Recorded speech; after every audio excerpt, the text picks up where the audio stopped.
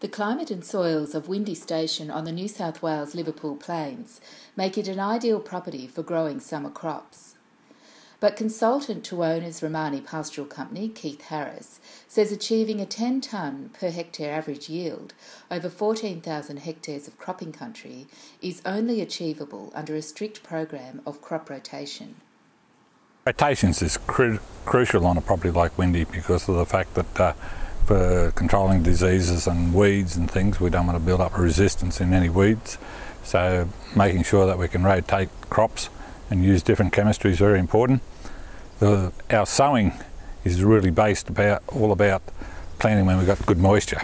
And so when we've got sort of 80% moisture, we like to plant a crop. So the main crops we do grow is sorghum, sunflowers, to a lesser extent maize, wheat, triticale, we've had to go barley. We normally have a reasonable area of canola, and we also grow a fair bit of dual purpose type crops for grazing. We overcome most of our problems by crop rotation and being very strict on that. Cropping manager Peter Winton views stubble as an asset for the business. To me, stubble management is very important, and that gives me my crop. I've got moisture to plant, where a lot of people can't plant because they leave standing stubble. Standing stubble to me is I'm against that. I'd rather put the stubble on the ground.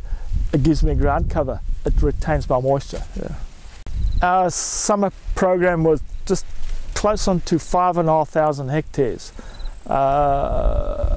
sorghum as well as sunflowers. We managed to get in around about 70% of our sorghum crop.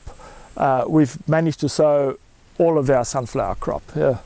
And our stubble management helped us to do that. Yeah. Some of our sorghum crop is, of course, is a late crop. We ended up being too dry. What happened is it was drying up that fast behind us that we couldn't sow.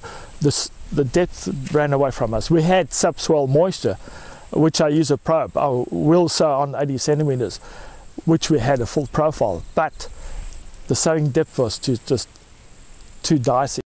Peter uses the property's proximity to feedlots as a source of organic fertiliser. What I do with our sunflowers, we apply Quirindi feedlot manure with that. I put all my sulphur in with the sunflowers because the sunflowers react very well to the sulphur levels. Yeah. And that sort of is long term, so the manure is a long term effect, and the sulphur is there for me for the next crop.